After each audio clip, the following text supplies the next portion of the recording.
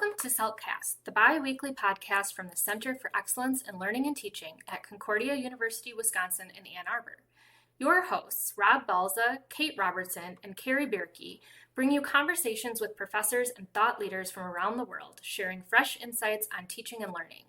This academic year, 2025 to 26, we're focusing on one of the most transformative forces in education today, artificial intelligence.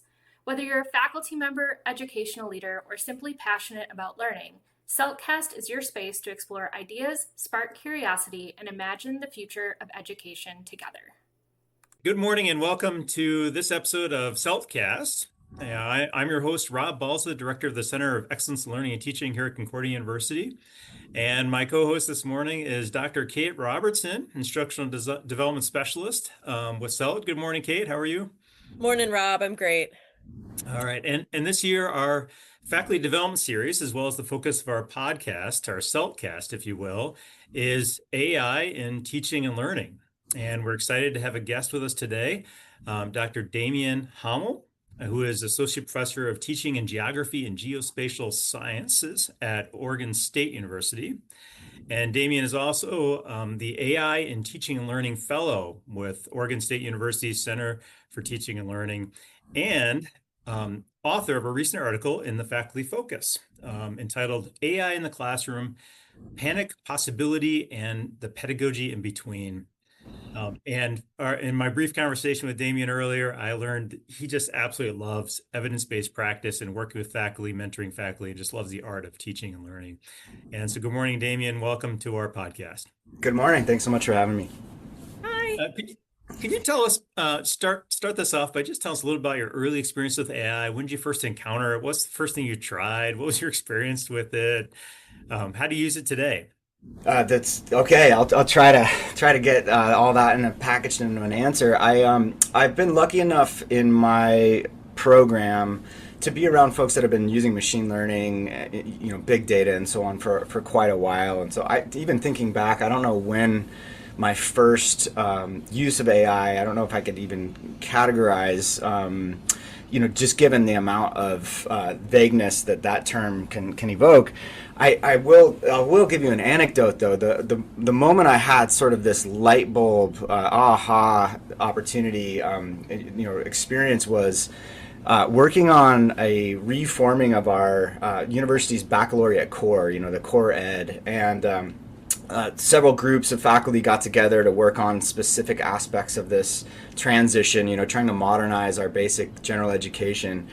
And this was about 18 months ago, which is a lifetime in terms of the development of artificial intelligence. But so faculty would get together and work on these learning outcomes, and over weeks and weeks, tons of extra effort and lots of back and forth, lots of conversation, collaboration, and sometimes some bumping heads. But finally, at the end of this 6-month period, one of these groups, and I'm just not going to name it because I don't want to call them out, just decided to plug in, their final draft, put everything into ChatGPT, which again, 18 months ago was not where it is today, and just see if it could compare with what they had done.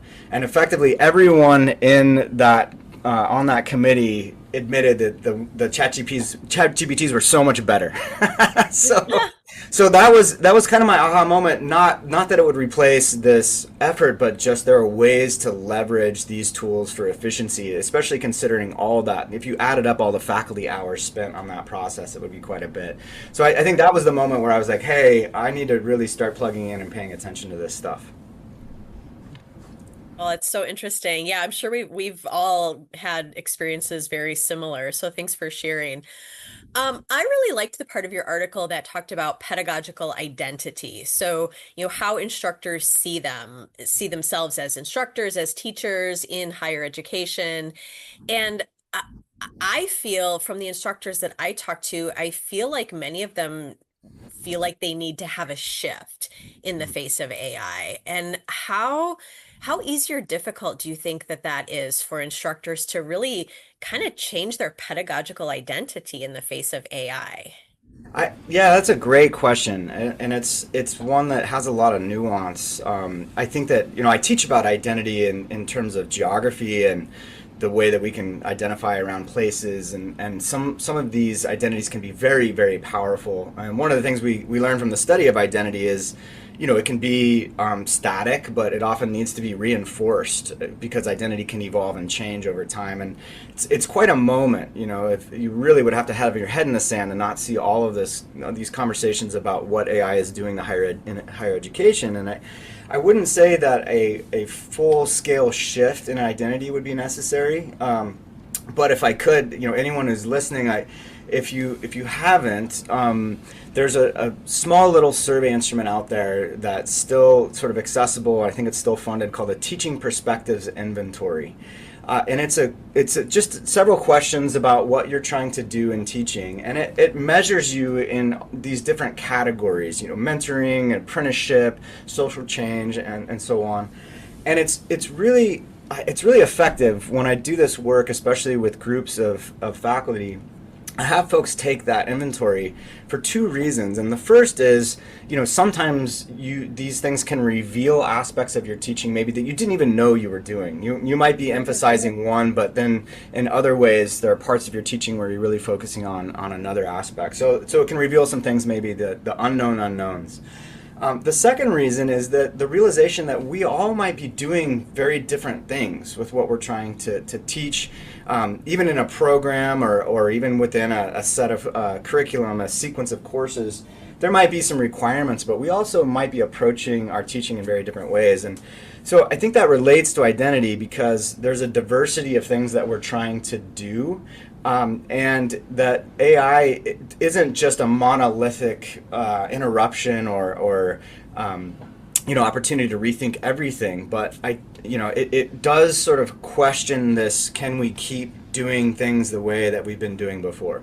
If students can just instantly do their homework or write a paper or whatever, can we effectively sort of restructure our curriculum that helps students understand why that might not be a good idea? And I guess the last thing I might say about this, which I think is a much bigger conversation and much bigger than AI, is that it's really having us have to rethink and maybe even continue to try to justify what is the reason for doing the things that we're doing. Like what would be the actual what's the purpose of higher education?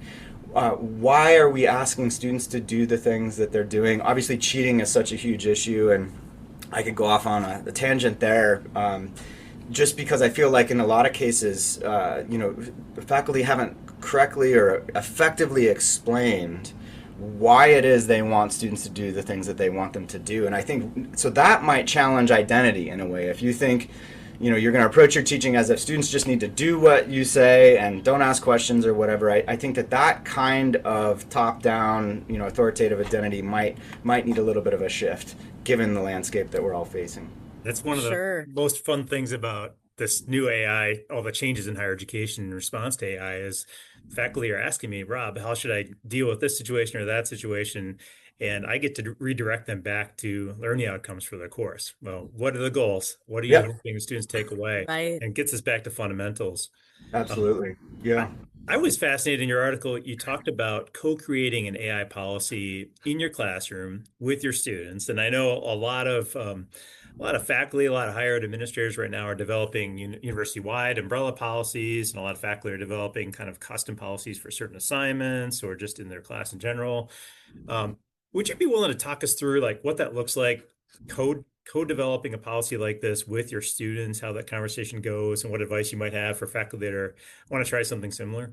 Sure. And I've been on the road with this with this little bit of innovation maybe all year, and I'll have to say, it's if you step back from it a little bit, a lot of the attention really from this idea of co-creating policies is really based around the idea of the revolution of asking students what they think, which I don't think is that much of a revolution, obviously, but I think that for many that's a big step. Including students in the creation of the policy. For me, it's not so much about the policy or the end result as the conversation. We're all trying to learn about this together, and a lot of these studies will say that students are already way ahead of us in some ways of how they're using these tools, right? So what I did is I created in a couple of different classes, different sizes, different parts of the curriculum. I created sort of a draft policy that lined up more or less with our code of conduct. And then I said, you know what? Let's look at this and how it might apply or how it might not apply. And I use a student response system in my classes because I think it's helpful to even bring students into the conversation even if they want to stay anonymous. And so I asked some questions. How do you feel about AI? What might be useful about it? What might be challenging or what might be sort of negative about our use about it? What might be useful in this class? Like, how might we use it in this class? What might be some ways where we shouldn't use it in this class? Sure. And got lots of rich information there. And of course, it mirrored a lot of the conversations that you see in the Chronicle of Higher Education and everywhere else. And what it showed is that students are thinking about this as well, for the most part. They're not just sort of blindly, going through the motions. I think a lot of them are thinking very critically. And so what it did is it allowed me to have these conversations and see that students indeed were very much aware of the challenges and maybe even some of the opportunities, and to leverage that conversation. And then I did something, I took it a step further. I asked both classes, and I've done this every term since, if we could even reach consensus on this issue. And several students said no. They don't think, given the spectrum of the debate, they didn't think that we could reach consensus on this. And so I thought, oh, that's interesting. Consensus can really take till the end of time. So why don't we just create individual policies? Why don't you develop your own individualized policy? You don't have to defend it and justify it and explain it.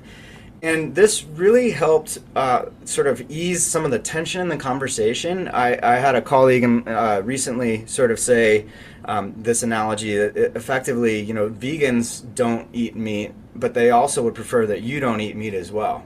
And there are faculty and students and other members of our society who don't use AI and prefer that we don't use AI as well. And so the conversation is very emotional as much as it is practical and technological and so on. And so I think we have to enter these conversations in a careful way to make sure that everybody feels heard, and also perhaps provide an opportunity for people to use it or not.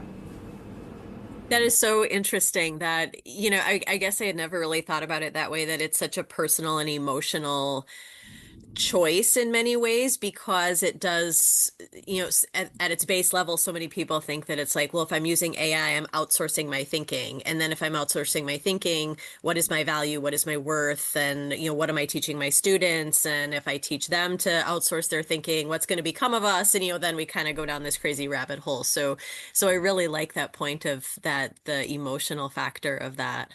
Yeah, I mean, we're in having these conversations, we have to recognize the diversity of perspectives on this. Just another anecdote, I helped facilitate a faculty learning community on artificial intelligence last year with people from all over the university. And there were some amazing applications, folks that were using it for chatbots in class to help students keep up, really sort of that adaptive learning approach, and others who were using it in all these dynamic ways in terms of research. And it was fascinating to just step out. Often we don't have the opportunity to break down those silos and see what other folks are doing. But there was one faculty member that just had made up their mind that it wasn't useful for their specific type of archival research, and so therefore no one else should be using it. And that was their sort of approach throughout this learning community. And it was frustrating to me because it was sort of limiting the opportunity to see how all of these other applications could be a part of the spectrum of possibility. But it also, I think it helps me emphasize and empathize with the diversity of perspectives on this, and I really just keep trying to remember that we're all in different places. Yeah. Demian, I have a sister that's vegan, and I can confirm that she would prefer that I'm vegan as well. But here in Wisconsin, we love our bratwurst. Yeah, that's what I've heard. Oh, that's great. It seems like some folks, and you talk about this in your article too, are moving toward more oral exams, presentations, reflections as a way for students really to demonstrate what they know.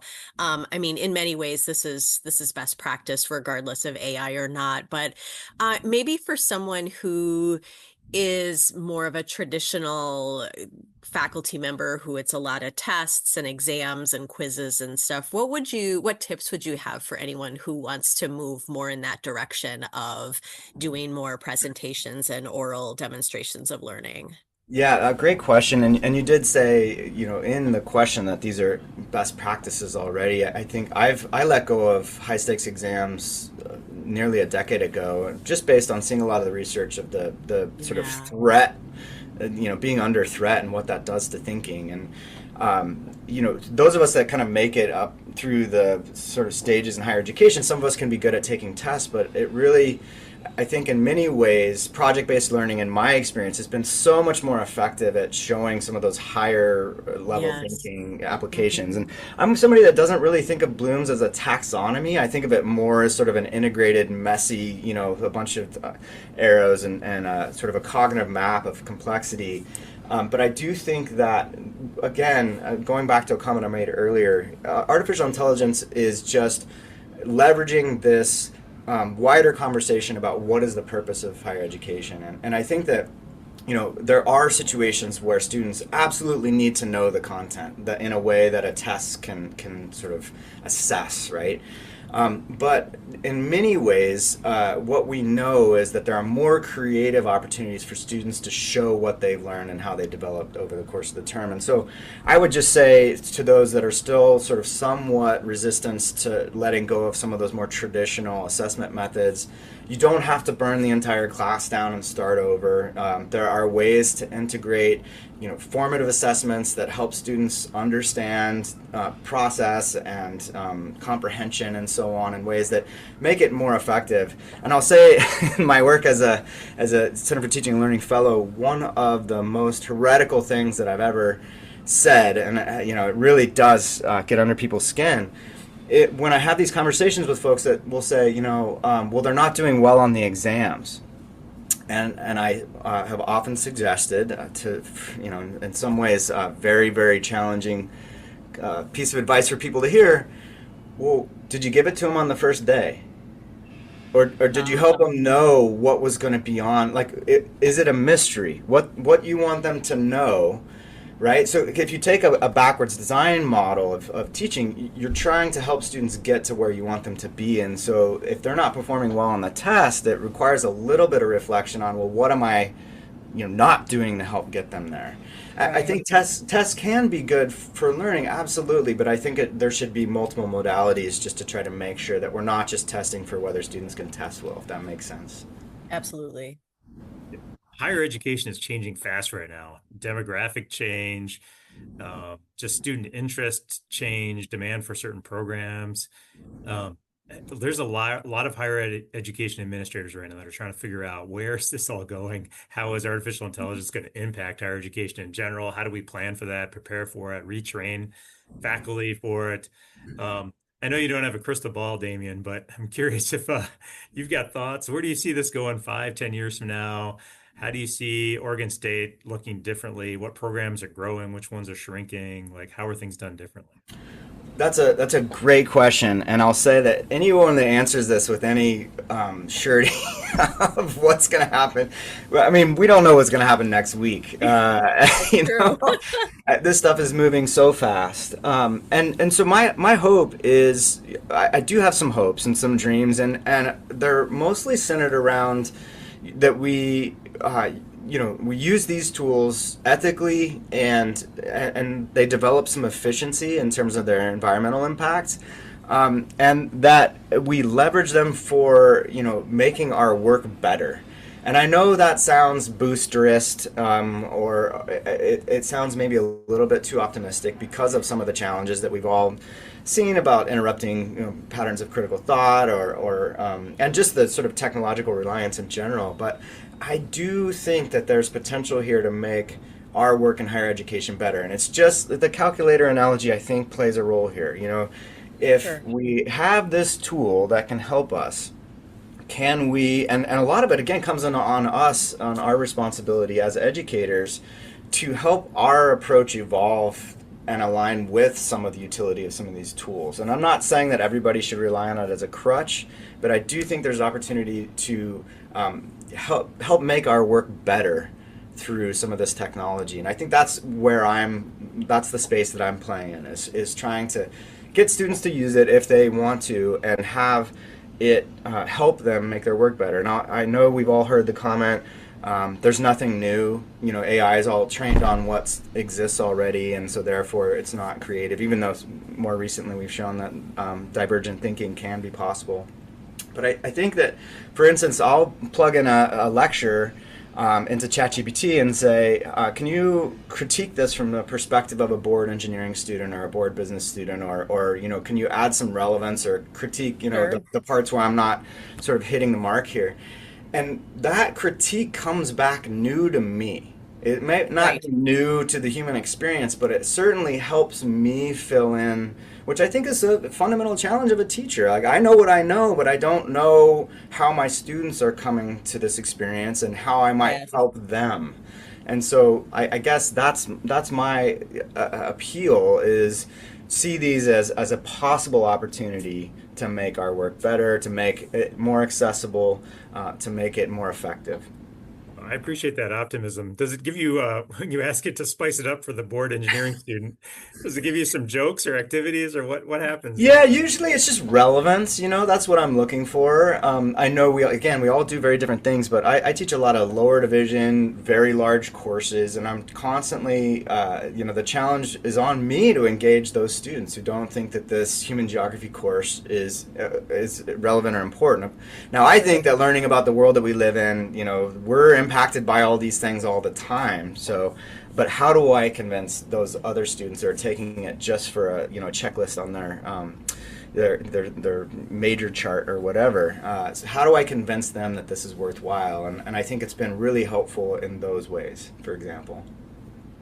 Demian Hommel, thank you very much. This has been very interesting to talk to you. We appreciate your time. Sure. And blessings in all your work there at Oregon State University. Thanks so much. This is a great opportunity. I really enjoyed talking to both of you. Of course, thank you. For all of our listeners, we will put a link to Damian's article from Faculty Focus in this as well, so you can check out his article. Thank you for listening to CELT-cast, brought to you by the Center for Excellence in Learning and Teaching at Concordia University, Wisconsin in Ann Arbor. We hope today's conversation gave you something valuable to take away, whether a new idea to apply in your teaching practice or simply a perspective to consider further. Be sure to subscribe so you never miss an episode. You can find us on Amazon Music, Apple Podcasts, Spotify, and YouTube. Production for this episode was done by Ashley Curtin. Until next time, thank you for joining us, and keep teaching faithfully.